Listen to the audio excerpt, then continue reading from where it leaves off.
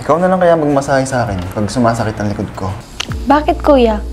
Hindi ka ba minamasahe ni ate? Minamasahe naman, pero mas magaling ka sa kanya. Nambola ka pa kuya. Nagsasabi lang ako ng totoo. Pero alam mo kuya, hindi lang sa pagmamasahe ako magaling.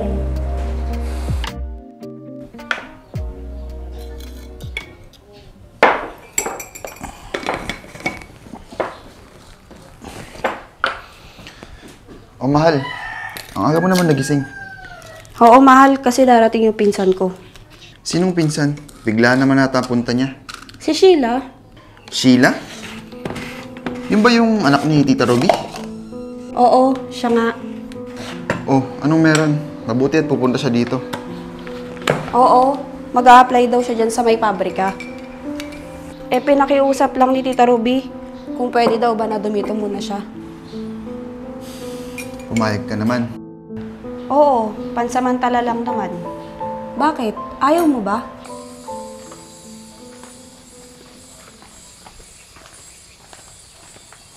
Ayos lang naman, pero baka mainip siya dito ah. Hindi naman siguro.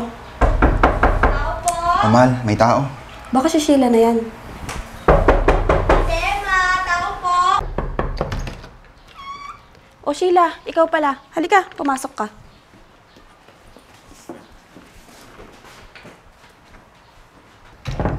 O Sheila, upo ka muna. Baba mo muna yung mga gamit mo. Kamusta pala yung biyahe mo? Ayos lang naman ate, medyo nangawit lang po sa pag-upo. Ah, ganun ba? Siya nga pala, si Kuya Renz mo.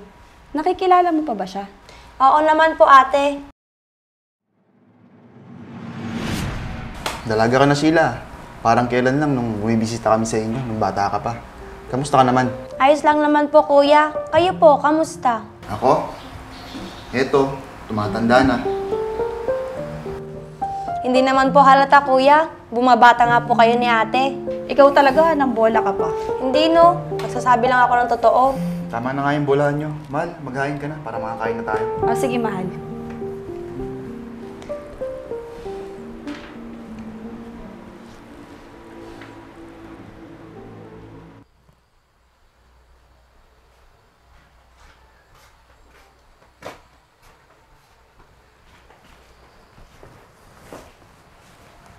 O Sheila, gising ka na pala.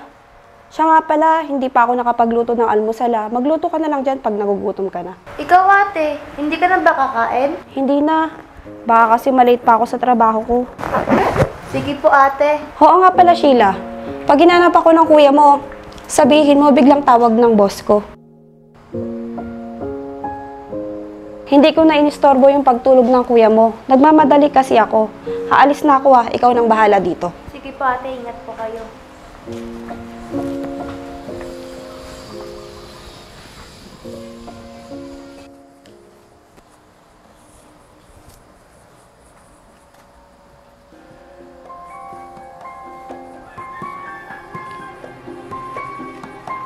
O kuya, gising ka na pala. Nasaan ang ate mo, Sheila? Pumasok na po sa trabaho kuya. Kanina pa nga po umalis. Ha? Ang pagkakaalam ko, day off niya ngayon. Biglaan po kasi tawag ng boss niya. Ayaw niya pong maistorbo yung tulog niyo. Kaya hindi na po siya nakapagpaalam. Ah, ganun ba?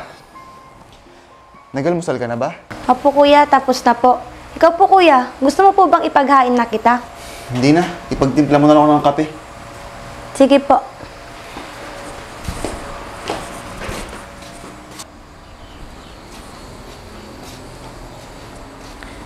O kuya, sumasakit ba likod mo? Ayos ka lang ba? Oo, medyo masakit banda dito. Gusto mo ba kuya, i-massage kita? Marunong ka ba? Oo naman po kuya. Ano, gusto mo ba? O sige, masahin mo nga ako dito para mawala yung pananakit. Sige kuya, pwesto ka.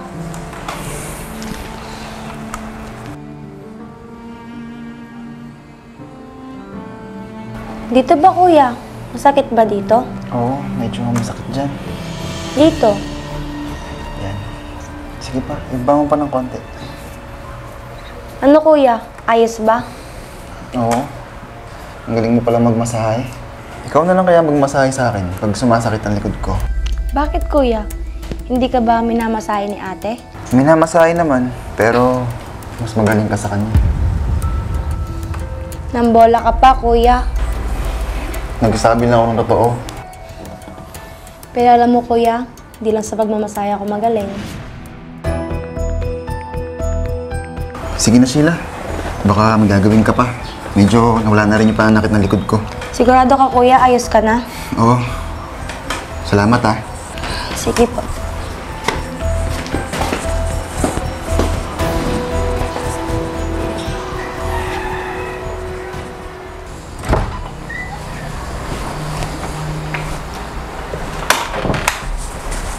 O ate, mukhang pagod ka sa trabaho mo.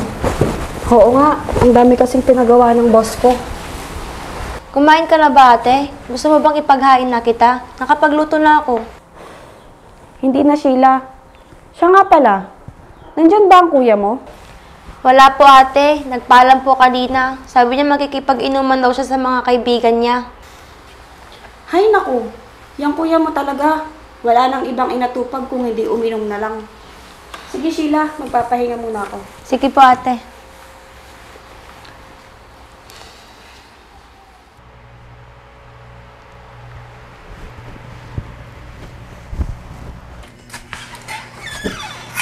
Oh Sheila, si ate mo, dumating na ba? Opo kuya, nasa kwarto po nagpapahinga. O sige, pupuntahan ko na lang siya.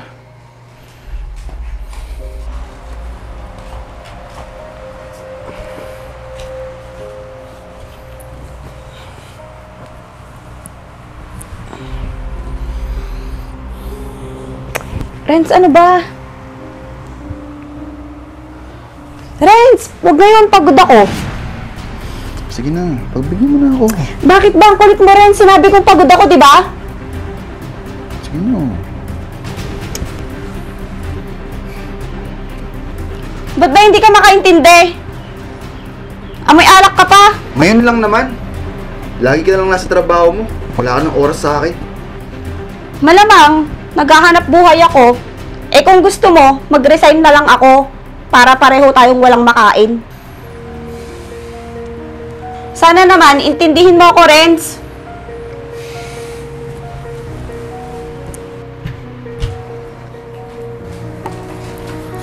O kuya, ayos lang ba kayo ni ate? Anong nangyari?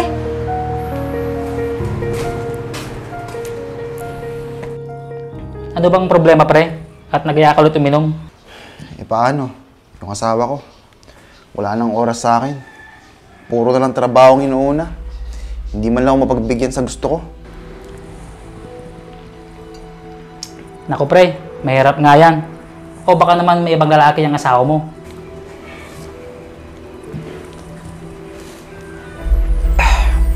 Lasing ka na ata, pre.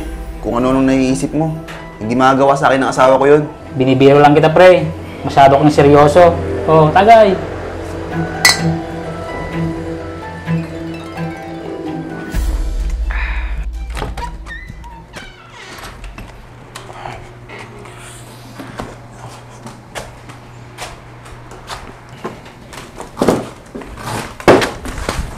Kuya Renz! Kuya, anong nangyari sa'yo? Bakit ka naman nagpakalasing?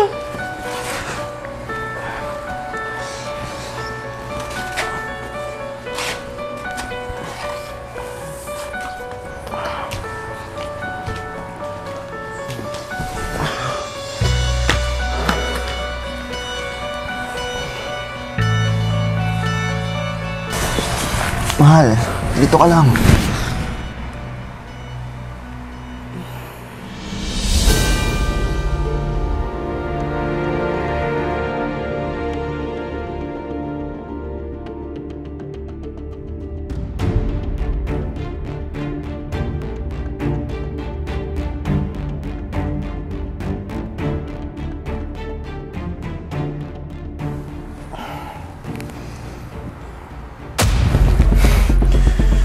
Sheila? May nangyari ba sa ating dalawa? Oo kuya, wala ka bang naaalala? Hindi pwede to.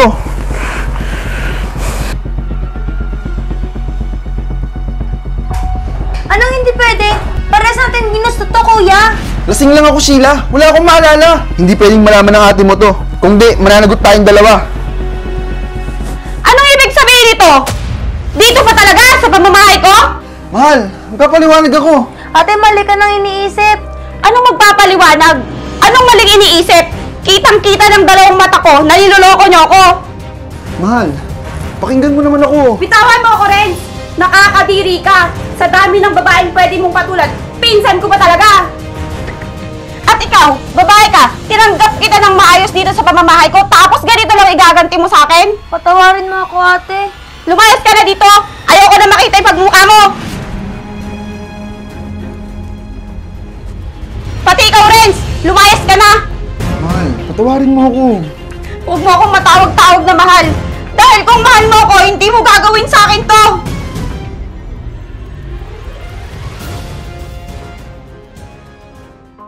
Hindi lang kita napagbigyan ng isang beses, Renz. Hinanap mo na sa iba. Si Sheila pa, napinsan ko pa talaga. Mahal, lasing lang ako. Wala akong maalala sa nangyari. Lumayas ka na, Renz. Magsama kayong dalawa. Huwag ka na magpapakita sa akin. Mahal, patawarin mo ako.